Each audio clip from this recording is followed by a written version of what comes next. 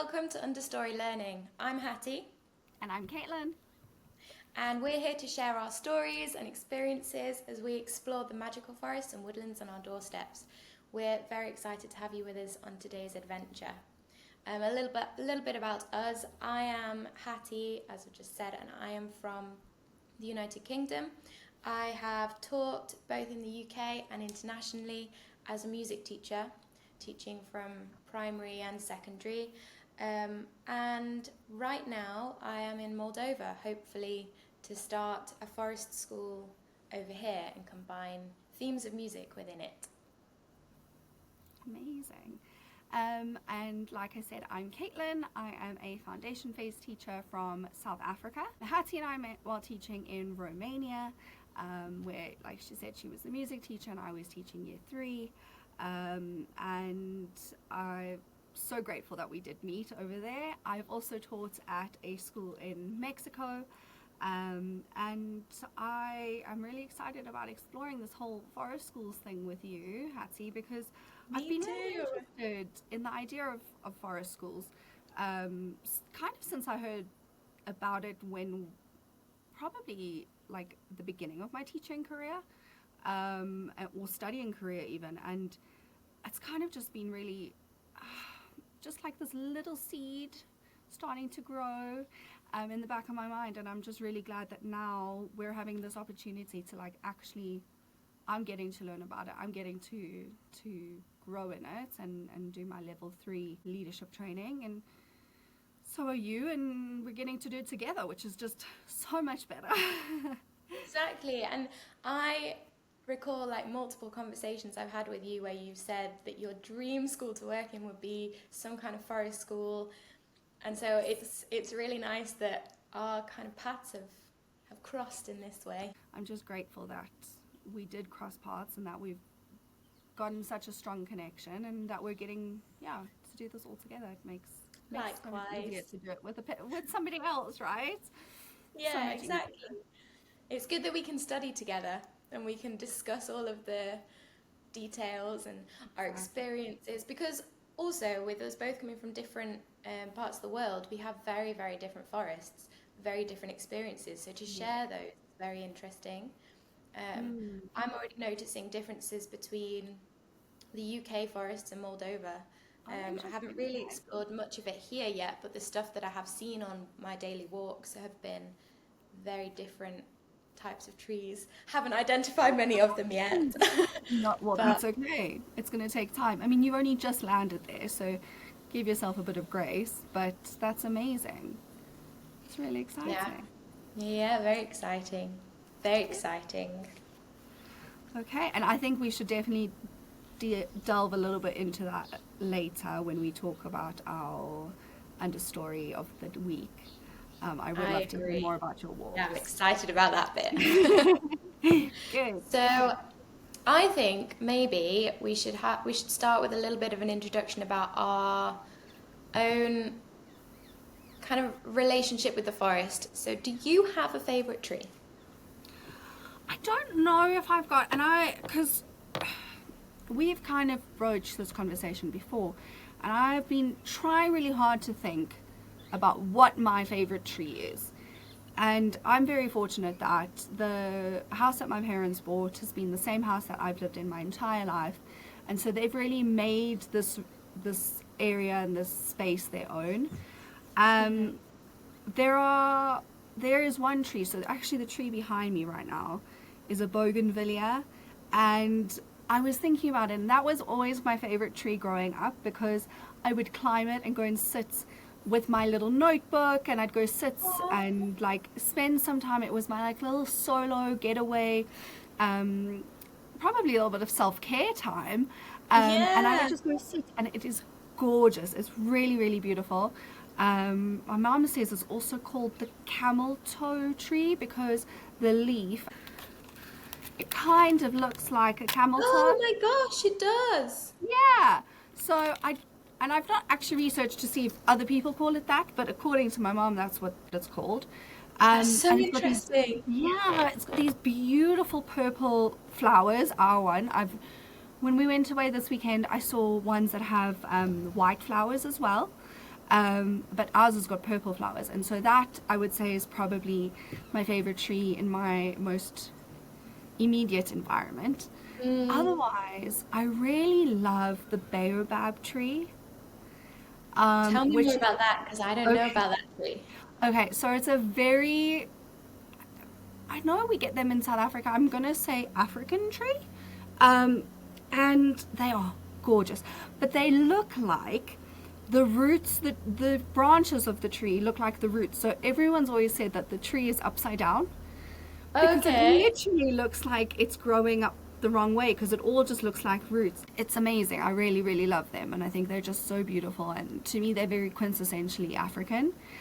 Yeah. And I don't know, there's just something really special about them that I love. But I know that you've got a much better answer to this question. What is your favorite tree, Hattie? Okay, so my favorite tree is the silver birch Okay. because it's been, I'd say, a tree friend that I've seen in all the places that I've lived in the world, and it's a very beautiful tree. It's kind of I think that the leaves are like pennies in the autumn, and obviously the bark is silver, so Yeah. it's very majestic, very elegant tree, and um, it represents fertility, it represents renewal, it represents love and purification as well. And I think farmers historically used to plant silver birches before they started planting other things. So it was like in order to say, okay, we're ready for a renewal of the soil now, we're ready for a renewal of the harvest Oh. of the crops that we're going to harvest. Um, and it's really good for biodiversity. So because the leaves are so small and they're relatively spread out, like they're not massively spread out, but they're spread out enough for there to be a dappled shade underneath them. So it really supports the growth of the understory. So like the bluebells grow underneath them, and primrose grows underneath them, um, and wood anemone and stuff like that that needs that little bit of speckled sunlight Yeah. but likes to be in the shade. And they house so many different bugs and birds and things. So yeah, I really like them. I love That's birch. amazing. I love that. And I actually just Googled while you were looking for your other notes. I Googled, and I'm sure I have one out in the front as well. I You will go probably and check that do. after we're recording once we're finished. But I do love that tree, and it is a gorgeous tree. And Mm, I think it makes so much sense for you that it's your favorite as well because like the majestic side and like that is just so you. Um, so I love that. That is amazing. I think it's so beautiful to have a favorite tree. Um, it is. I'm gonna have to go do a little bit more thinking, but I would, yeah. It's I'm gonna go do some more research as well. So in the next episode, I'll give you more information about the baobabs and Absolutely. the bougainvilleas as well. So that yeah, because that was just you've clearly done your research. You've clearly learned a lot. I really love them. I I'm love that obsessed. so much. Yeah, 100%, and I can see why. They're gorgeous. From that, do we want to kind of go into our local forests and what we've learned about so far? Yeah, that sounds good. You've got a lot more because so something I found really interesting coming back to South Africa, because obviously we were talking about this while we were in Romania, and where we were staying, right almost across the road from us, we had access to this incredible, beautiful forest. Yeah, we were Um, so lucky. it was so magical and so gorgeous, and no, we really were lucky. I do regret not going through it more often, um, but I think the times that I did go through it were really special and beautiful, and I'm just glad I had that opportunity. Um, but then coming back to South Africa, Joburg is known as the world's largest man-made forest. So I was like, okay, well, this will be easy enough to do. No, Hattie, it's been really difficult. So we've got a lot of trees, we've got a lot of greenery, but none of it is typical forest, really. So there are areas, and I'm looking into which one will be the best for me in order to complete these projects that we have to do. But none of it is really, like if we think about that Romania forest with all those 4 layers, I don't really have that nearby. So what I do have close to me is a pine forest. Yeah, so that I've gone exploring, and I actually went with my brother's dog Ollie. He is gorgeous, and I'm so happy to have him exploring. He might make an appearance at some point, but right now I think he's chilling upstairs. So we went together, and now pine forests, as I'm sure you know, are usually more plantations than anything else. Like you'll probably find a couple of pine trees scattered throughout a typical forest, but for it to be fully only pine trees is going to be more of a plantation. So when I went to visit, that's very much the vibe that you get. There's not much happening on any of the other levels, and now I'm forgetting what those levels are. The 4 Yeah. vertical layers. You've got the Yeah. canopy at the top, and then you've got Yes. the shrub. Understory. Yeah, understory or shrub, and then you've got the field, which has another name too, and I can't remember. Herb, maybe field or herb, and then you've got the ground. Yes. So it's really only got that like canopy layer. Yeah. And really only, and also at the moment we're in winter, so I think that's also making a slight difference to what I might be able to see there. But the canopy layer is strong. It's just the pine trees, and then there's a ground layer, and most of that is pine needles. So through research, we know that pine needles are very acidic. And so there's not a lot of other stuff growing on that field layer. There were a couple of what we would consider weeds. For example, blackjacks. And I'm trying to remember what else I found. You don't know what a blackjack is? Maybe there's another name for it that you guys call it. I'm going to quickly check here if I can find it. I'm going to have a quick Google and see if I recognize it. You will recognize it. It's those ones that got those like tiny little, like, their seeds have got like little sticky things on it. And so if you walk past it, they stick to you. So you're constantly, if you ever walk past a blackjack, you're constantly getting stuck with these little things. So I don't actually recognize them, but I think we probably have a similar plant of the burr. Okay. But I don't know. Yeah. I don't know if burr is its actual name, or if burr is just the thing that comes off and sticks to you. I don't know. That's a good question. I think burr is maybe just the thing that sticks to you, wouldn't it be? Yeah. So I don't know what the plants are that we have, but I think they're similar because the flower is a similar shape. Yeah. So and I definitely have picked a lot of things that look like that off the dogs. You would have. What was it called? Oh, they're called hairy beggar ticks. Okay. Hairy beggar tick? I think I've researched those because or maybe we talked about it before, because I think I said that sounds like a kind of name that you could call somebody. Yeah. You're angry with them. I think that is a great insult. I'm looking currently, so when I was out and exploring with Ollie, I was taking photos, and I used a app called, which one was this? Picture This. And so what's really nice about Picture This is, obviously I know them as blackjacks, but they've got so many different names. So hairy bigger ticks, the Spanish needle, sticky beaks, farmers' friends, which I find interesting because I wouldn't have thought farmers were so interested in them, but the devil's pitchfork, is another name possibly for them.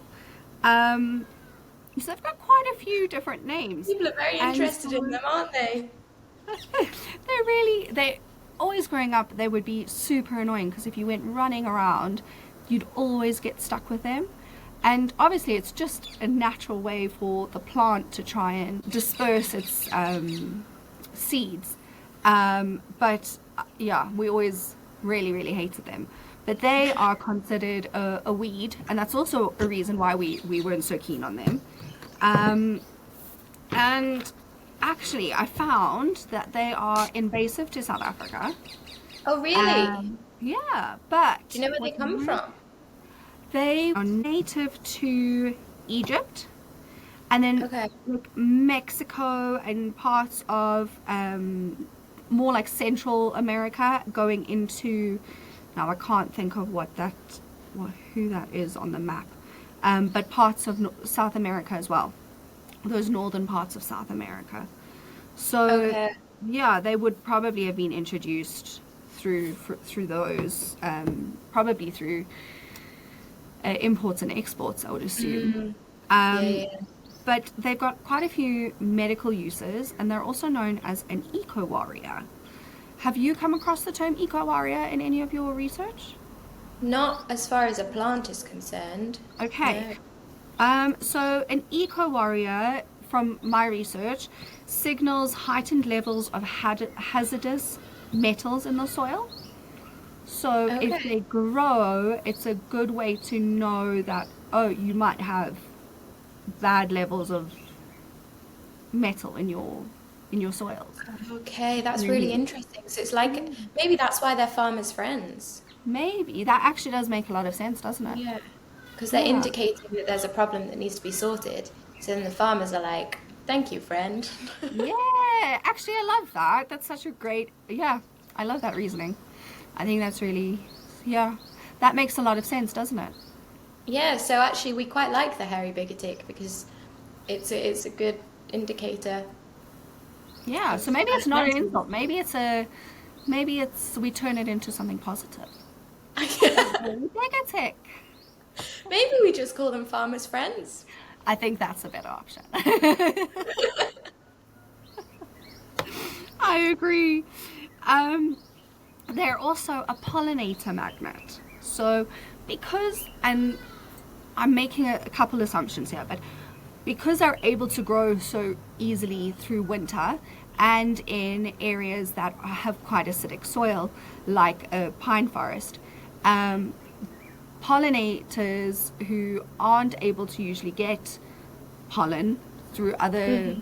like in the area, are able to get from them, which is really, really cool.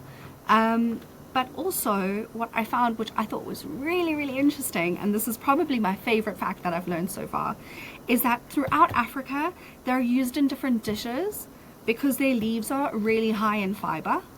Wow, that's so good Yeah. to know. Yeah, so in Zimbabwe, and I'm going to try really hard to pronounce this correctly, the leaves are used in a dish called mutsine, and hopefully I'm pronouncing that wrong. If I'm not pronouncing that wrong, please let me know in the most kind and loving way possible.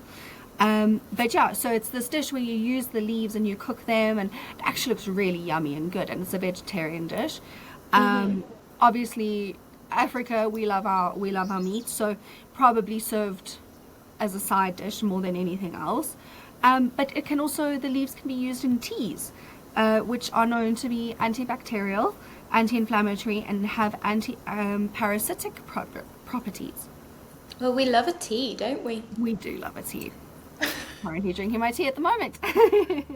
Not Not today. yeah. Well, that's okay. We need to Next get through time. it all next time.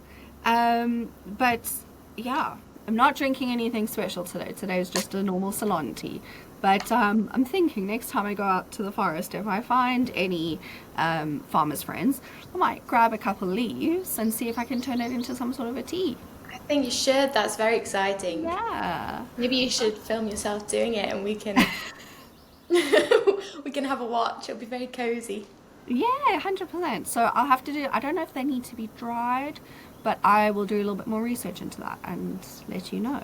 So yeah, that's, I think, probably the most interesting fact that I've found so far. And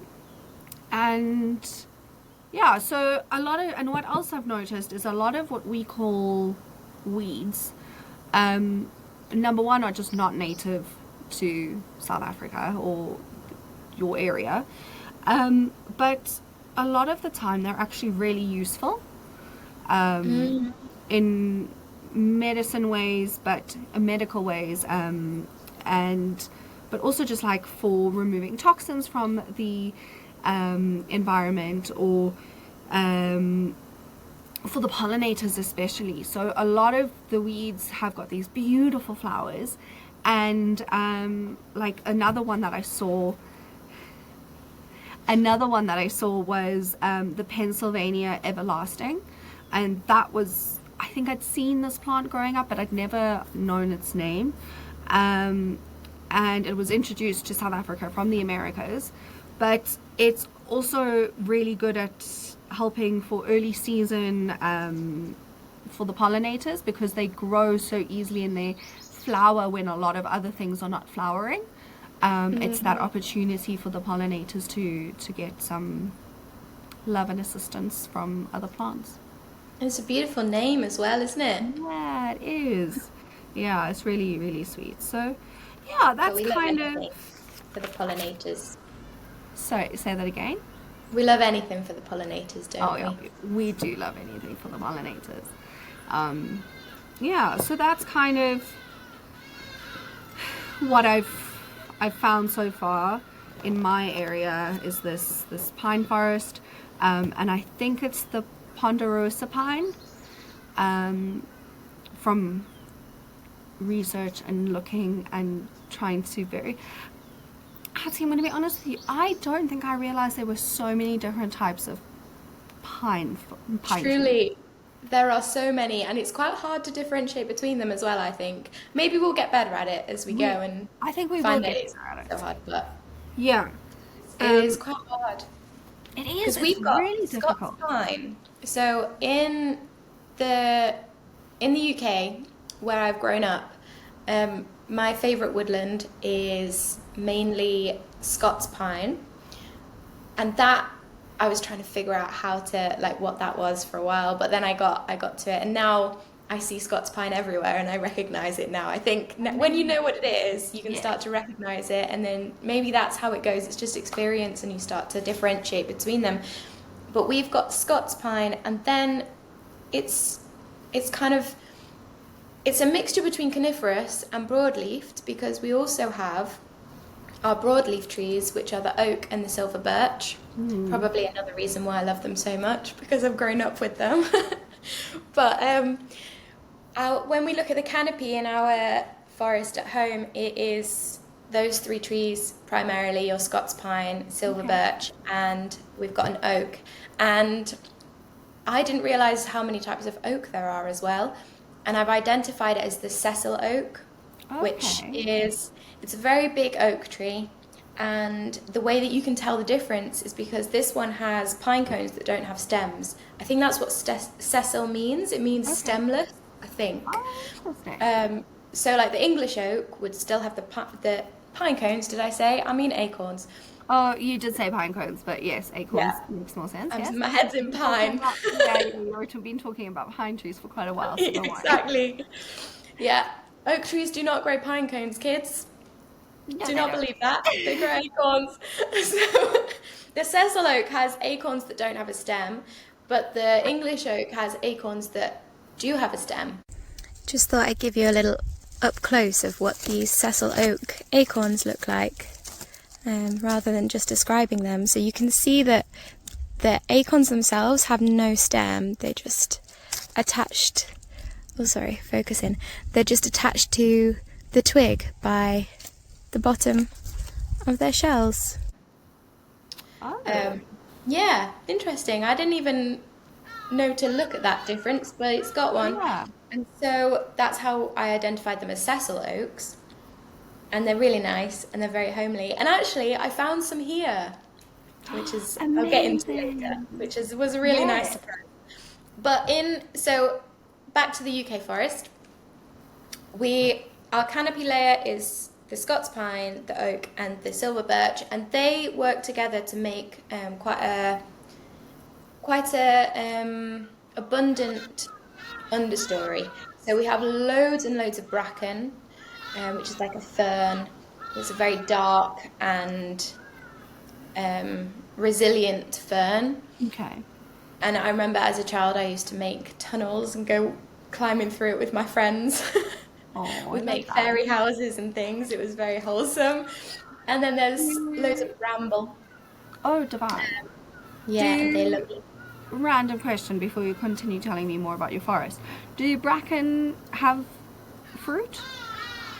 I don't think they do have fruit. No, I think they're just like a leafy shrub. Okay. Okay. I could be wrong, but I think they're just like a leafy shrub. I'll put a I'll send you a picture to put up so people can see. Um, but they're really handy for making. We used to make like wands and crowns and stuff by plaiting the leaves together. Yes. Really, really quite fun plant. Okay, so And there's loads of them. quite a flexible stem. Yeah, yeah, it does have quite a flexible stem. Yeah, absolutely. And then we have loads of bramble, which you don't want to get spiked on, but they give you a very nice fruit with the blackberries. Okay, Um, okay. so blackberry pies are a staple in the autumn. And then we have a load of other things that I don't really know how to identify yet. I know a couple of things, like we've got rosebay willow herb, which is my dad's favourite flower. And it's a beautiful long stem with leaves that come off it like this, and it's got a nice pink flower at the top. My dad likes those. And then we also have an invasive species, and that is every year we've got more and more of those, and they don't really have a benefit as far as I'm aware. I mean, I'm probably learn more about them and talk about them in a future episode, but they are called Himalayan balsam, and as the name would suggest, they're from the Himalayas, and they grow very, very quickly and very, very well in our soil, which is quite an acidic soil. Because you mentioned acidic with the pine needles Yes. from your ponderosa pines. Well, it's the same with the Scots pine needles, but it's also balanced out by the oak and by the birch. Okay. So you've got that mixture of those pine needles that um, they don't get eaten down very quickly. I don't know if Yeah. that's the right term. No, They don't so break that's down as yeah, they easily. don't break down, they're not decomposed very easily. And do you Yeah. know why that is? I don't know why that is. No. Okay. So, from my research and from what I understand, and I stand to be corrected, or maybe this is only one part of it, but earthworms, which are our main decomposer and do a lot of the breaking down of our leaf litter, they don't like acidic soil. So, they in a pine forest like mine, which is purely pine trees, and it might be slightly different, there might be a few in your area, but they don't like the acidity, so they are non-existent in those areas. Right. They won't go into that soil. They just really don't like it. So, what will happen is these pine needles, which I think might actually just in general be a lot harder to break down, because if I'm thinking of the feeling of a pine needle in comparison to the feeling of a leaf, they're really tough and hard. And They so, are, yeah. with not much that can easily break them down in the soil and in the surroundings, it kind of just keeps like layering up. So every time they fall, they keep just more and more and more on top of each other, making you quite a nice thick layer of pine needles.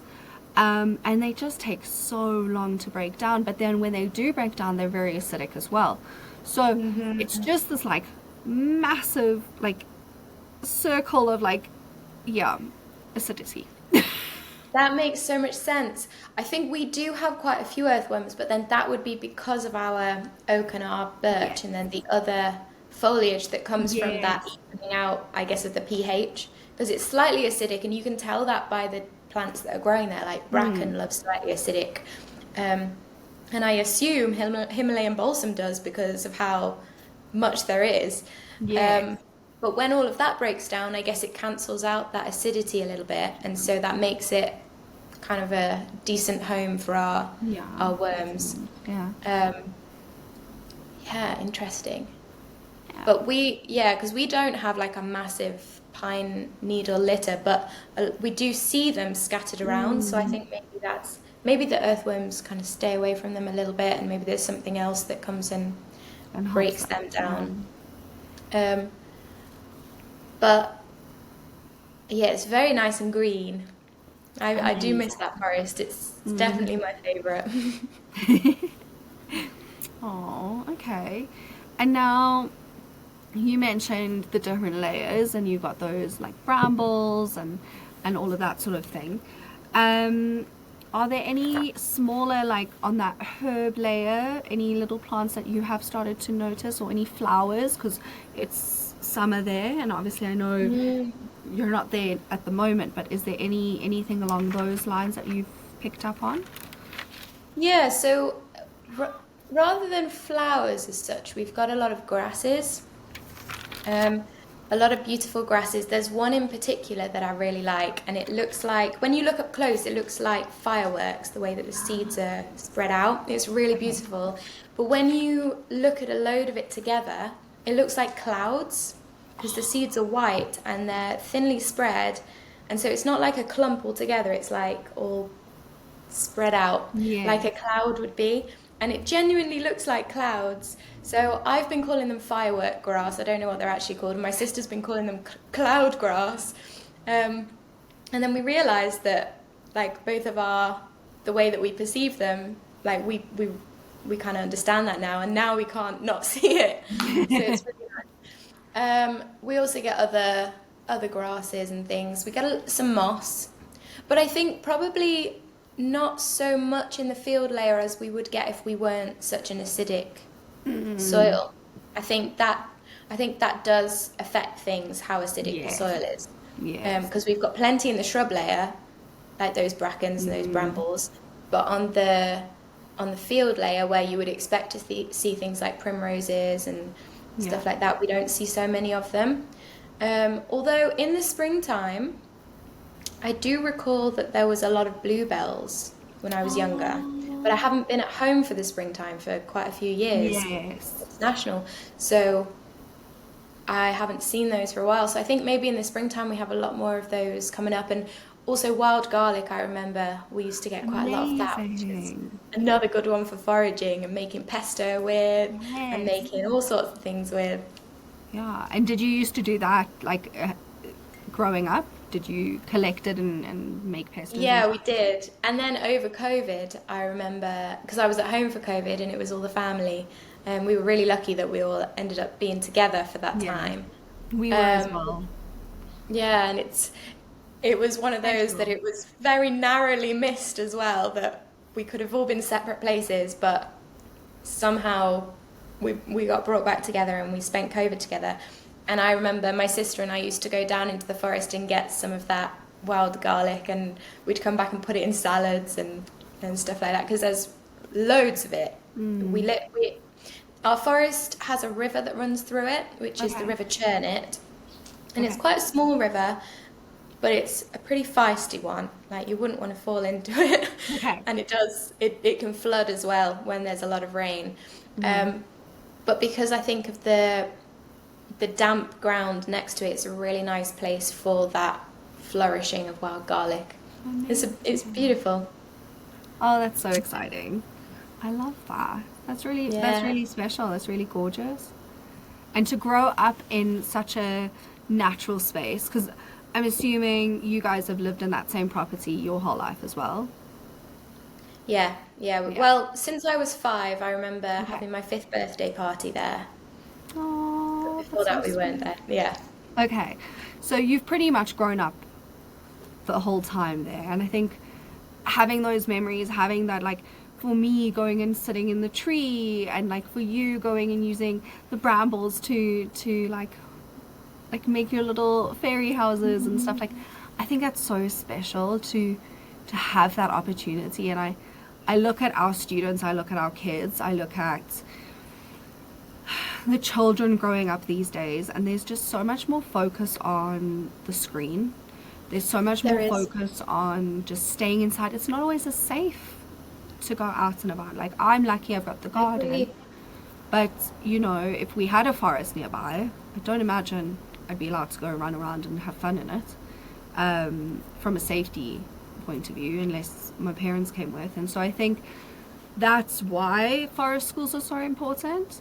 And whether you're enrolling your student for the whole time, or what I've seen is for, for some schools, like it's not always like conducive to have it like during the school day, so they'll have it as an after school activity where they spend 2 hours out in the forest.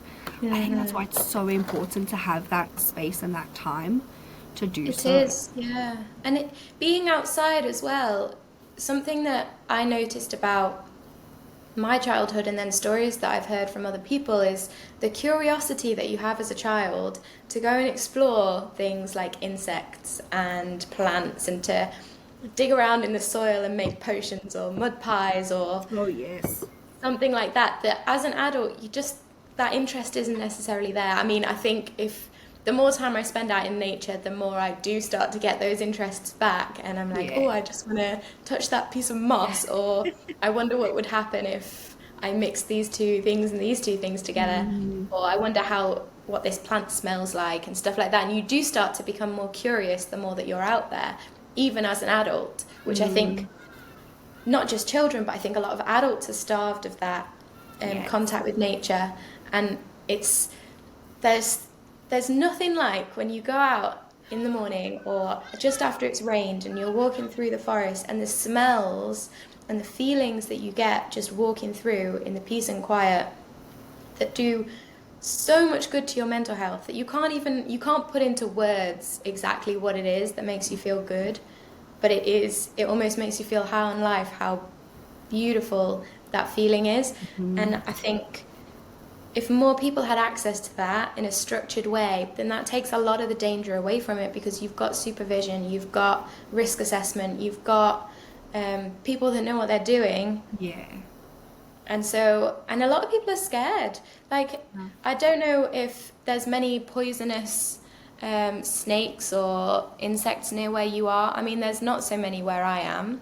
Mm, So that's less of a fear, but people are still worried about, oh, what is that insect? I don't recognize it. It could be yeah. dangerous, like instinctually. Yes. So it's like if you've got somebody there who knows and who is aware of the risks and the dangers and can be there to reassure you and um, I guess support you through that process of becoming curious Yes.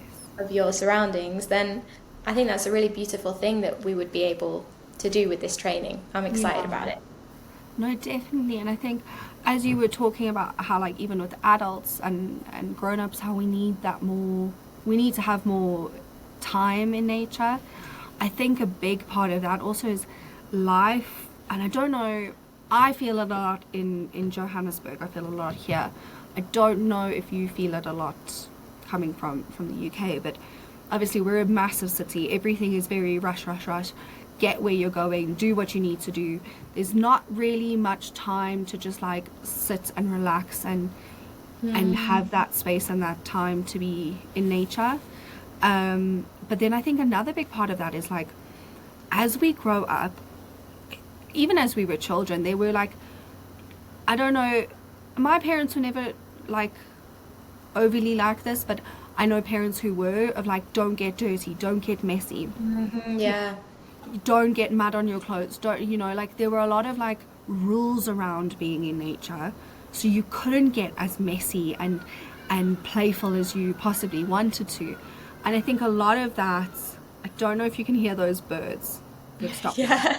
Okay, so side note, and I will come back to them, those are hardy daws, and I'll tell you a little bit more about those in a moment. But I Okay. think a lot of those rules then just continue to become part of us. And so when we're out in nature, we're not getting messy, we're not getting muddy, and you get a little bit of mud on yourself and you're like, oh, I've got to go wash my hands, right? Yeah. And obviously that's not for everyone, and that's not how it always works for a lot of people. But I find that being in the city, like a lot of that is true. And so I think it's finding space and finding ways to just allow that messy, muddy, dirty side to come through, and like, Yeah, you can have a shower, throw the clothes in the wash. It's not the end of the world, exactly. you know. Exactly, and part of that curiosity and exploring is to see how things feel. And for some kids, that is to just go and roll in that puddle. Yes. I remember I went on a school trip once when I was a sport assistant and I used to go into different schools. Mm. And one school I went with the kids out on they called it a muddy walk, which is exactly what it was because the kids were jumping in puddles. And I turned around to this one child who had decided, he regretted it instantly, but he decided to get a whole load of mud and just put it in his mouth. Oh And obviously, no. it was harmless. Yeah. Like, it wasn't going to hurt him, it wasn't going to kill him, but it was certainly a lesson to him that you shouldn't Yeah. just put anything and everything into your mouth. And No. so, obviously, kind of helping him clear that up was quite a memory. Yeah. But like the fact that they could just be out there and mess around, and we knew what was safe and we knew what we had to steer them away from, but with that understanding that they were going to do anything and everything you could think of within that outdoor space meant that we had to like really understand the space first of all, Yeah. but we also had to let them, because if you don't let them, then they start to kind of go into these spaces with a should I, shouldn't I, um, like afraid to take risks and afraid to try something. Like I think there's a very big difference between learning from mistakes and then thinking, well, maybe I shouldn't, and not even trying it, not knowing what the outcome is going to be, but saying maybe I shouldn't. And then that, like, you think about everything you do in life. Yeah. If you take a risk and you fail, well, you've learned from it. If you don't take a risk because you're scared of failing, well, then you don't learn from it either. You just stay stuck. And so it's like just being outside and being curious can teach you these skills that you can't learn necessarily in a classroom. I mean, you can in a different way, but it's a very tangible way to do it. Like, it's a very different, a very real, and a very quick way of learning these things, isn't it? No, definitely. Because like, as a parent, as a teacher, as an adult, we can tell children, mud doesn't taste like chocolate. Because I can bet you he probably was thinking that looks just like chocolate mousse. I wonder if it tastes like chocolate mousse or something along those lines. Because that's exactly where my brain went to, and I can assure you it doesn't. But you can tell them. You can tell them and tell them and tell them, but unless we're allowing that space, at least, you know, it was safe mud and whatever, they're not going to learn and they're not going to understand. So they might learn mud doesn't taste like chocolate. They might understand that, but unless we give them those experiences, like they haven't like fully grasped the concept. No. And I think that's Exactly. that's the thing with everything in education, right? I think as much as we can make it hands-on and tangible and like proper physical for them, it's what's the point? No, exactly. Exactly. And just getting them out in nature and getting them exploring. They can be a kid. They don't have to be acting a certain way. They can literally go and learn from the nature, which, like, you think right back to, if you take our ancestors back hundreds of years, that's exactly how they grew up, isn't it? And that's exactly how we learn so many survival instincts, is by being out there and actually exploring and actually being curious and learning from the world, which we have now become so disconnected from. I think about some people that I've known in the past, because my parents, we live on a farm and we have some glamping Airbnb there, and some of the people that come, they come with the best intentions, but they're very unprepared for the situation they're getting into, and you see the difference between when they arrive and when they leave. It's like they have to learn certain skills to get by. Like, they have to be able to make up the log burner fire if they want heat, and so they have to learn how to make a fire. And then you get people who they come with like white trainers, which they don't expect to get muddy. And it's like, well, you step out your car and instantly they're muddy. Yeah. But you only learn that by doing that, and then next Mhm. time you'd probably take some shoes to get muddy Yeah. in, or maybe some less precious clothes or something like that. Or you just accept the fact, like, it's nature, I'm gonna let it in, I can wash it later. Yeah. It's not that big a deal, you know? I mean, for No, some for things sure. it definitely is, like you will stain things that are precious, but No, definitely. And I feel like I found myself in those situations. It's become such beautiful memories and so incredible. And yeah, so I think you learn and you grow so much in any of those yeah. situations. Um, but yeah, I can imagine also those glampers coming to you. I would very much be one of those who arrives in her white sneakers. I jump out and I'm like, oh my gosh, what have I got myself into? With that said, I 100% want to come and be one of those glampers and I want to Oh learn. my I want gosh, to, please do. oh, yes, for I'm sure. gonna But visit it has you, to be you when you're can visit home. me. Yeah, We'll no, we'll do some outdoor exploring.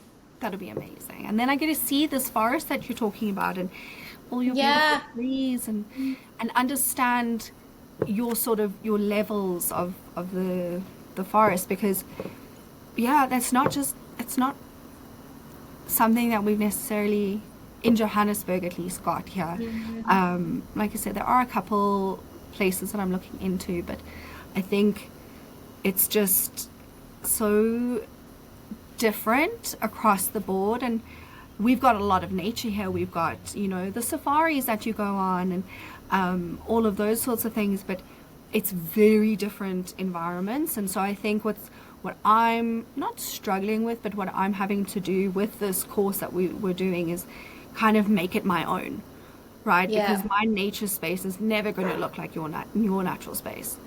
No. And that's And it's okay. one thing learning about it in theory and another actually experiencing it in real life, isn't it? 100%, 100%. And I think even now, like comparing your to the UK, that's Ollie. Hi, There he Ollie. is. I can see Hi, him. Bubble. Hi. He's very interested in my tea. I think even just like comparing your two spaces in Moldova and the UK, I think you're going to see huge differences. I know you already have, but and I wonder if that's maybe not a good segue into our understory of the week. Yeah, I So, think so. our understory of the week is every week we are going to pick a story of the time that we've been outside and kind of just share it with each other. If you've got understories of the week, we would love to hear yours and share your stories as well if you are willing for us to do so. So, Hattie, I know this week we probably are both going to do an understory of the week because we kind of have both been in natural spaces, but it's not like a big story because we've both been very busy with lots of different things. So, do you want to start off telling us about your time in Moldova and kind of your walks that you've been taking? Yeah, so I arrived here on Saturday.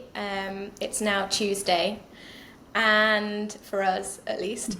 Yeah. And whether that's when this will go up or not, we might be a few days Hmm. behind in front of you. But when I arrived on Saturday, I was incredibly tired. It was like 3 a.m. And I had a really big long sleep, but I decided that I should probably get out and walk and explore my surroundings at least once a day, if not twice a day. I love walking, so it's a You big do. part of my day. So yesterday I went for my evening walk after dinner, and I found a little trail that goes through some pasture, one of the farmers' fields, and it kind of follows the hedge line around. And I was just kind of like following for 30 minutes or something, and I thought I'll get to that corner and I'll turn back. And just before I got to the corner that I was going to turn back at, I saw a massive sessile oak, which of course I have all of those. I have loads of sessile oaks at home, so they're very familiar to me, and they have a very special place in my heart. And I see this massive sessile oak, and I'm just looking at it, and it's just bringing back it's just like that little home from home feeling that you get. And then I walk on a little bit, and there's another one, another Cecil oak, and I think it's just those two that I've seen so far. But in that hedge line, like that's the two that are there, and I just kind of stood there, looking at these oaks and just feeling, taking a moment, I think, to just reflect on the journey that I'd just taken and how I'd got here and what I'm here to do, and just kind of like, well, this is like a bit of a special place now. So I think those two oaks will be part of one of my daily walks at least. And I brought back an acorn that had fallen off. Amazing. So, which, yes, that was quite a nice special story. Just a short one, but meaningful. Yeah, definitely. And I think sometimes, and we've both moved countries before now, and when you move, just finding some sort of similarity, some sort of familiarity is so important and so special. And the fact that nature can be that for you. And yes, there's nature everywhere in the world, but the fact that you were able to identify those trees that you're so used to, I think that's so beautiful and so special. And I think it's so important that we get out and enjoy that space so that we can not find that familiarity, but kind of just open ourselves up to that familiarity and that similarities that we probably crave as international. Absolutely. It was such a beautiful surprise that I didn't realize how beautiful that surprise was going to be until it happened, and how much reassurance almost I felt from just seeing those two Cecil oaks. And it'll be so beautiful if you are doing that weekly or daily, seeing those changes throughout the seasons and seeing how they just even throughout the weeks change. Because I found even on my walks with Ollie, so I take Ollie almost every day out for a walk and just in our little area, but the changes and that I've seen in the fungi and the plants and the flowers is just, it's so interesting and cool to see. And once you start noticing it, like, it's really awesome. Changes every day too, doesn't it? Yeah. And then you see like pollinators, or it's really special. So I think that's going to be amazing for you to watch, and kind of, that'll be so special. I'm so glad you found that like special place. Thanks, me too. So do you have an understory of the week, Caitlin? I do, and I would say that this understory of the week is not quite foresty vibes, which I know most of our understories are going to be, but this weekend I went with my mom to the Kruger National Park, which is up in Limpopo, one of our provinces, and it's just this massive, I would say game park, but I suppose safari park, and on our route there, it was just, there's a lot of plantations out that way. So firstly, it was really interesting to be driving and having done all this information and learned a lot about the plantations, and then getting to see them was really, really interesting. And you could see like the sections of like trees that are probably close to being cut down, and then the new little baby trees that have been planted, and kind of just seeing that mixture was really, really interesting and cool. And as we were driving back, because I'd been talking to my mom about the different management styles, management tools that we can use, and as we were driving back yesterday, we were spotting some of them, which was so cool, and she was the one spotting them as well. Wow. So it was just really interesting to be like sharing that information. But I think the one really, really cool part of my weekend was when we went into the Kruger National Park, because we were staying slightly outside of it, and my mom and some of her friends were going in for a race, because that is a thing you can do. You can do like a running race in these areas, but the huge high helicopters that come in and check the areas first. And as we were driving to the starting point, that we saw a helicopter that was clearly trying to get like shoo something off, and it came really close to the ground, just to try and like disperse whatever animal was hidden there. But about 10 to 20 minutes as we came into the park, we came across a leopard in the tree. Now, firstly, Hattie, to spot a leopard in the Kruger National Park is not unheard of. People do it all the time, but I've pretty much never managed to see one. I think there was one when I was younger, but we just saw the tail, and I don't even remember seeing the tail. So I don't know if I've ever seen a leopard in the Kruger National Park. So we saw this leopard up a tree with an impala kill, and an impala is a type of antelope. And underneath the tree was a hyena. That's amazing. And it was just so cool to come across this. And unfortunately, we were rushing a little bit to try and get to the start of the race because we were running a little bit behind. There'd been major traffic. But to come across something that's special just shows you how incredible nature is. I think. What a memory as well. Yeah, no, it was amazing. And after I dropped them off, I went for a little drive by myself. And as I was going, I just kept thinking about, so there's roads and everything that have been created for you to drive. And the Kruger National Park is well known for being a self-drive safari. Whereas others, you usually have to like go with a guide. And it was just like, I kept thinking to myself, how incredible is it that the animals have all the space to hide, but I'm getting to see these animals, and I'm getting to see these like elephants and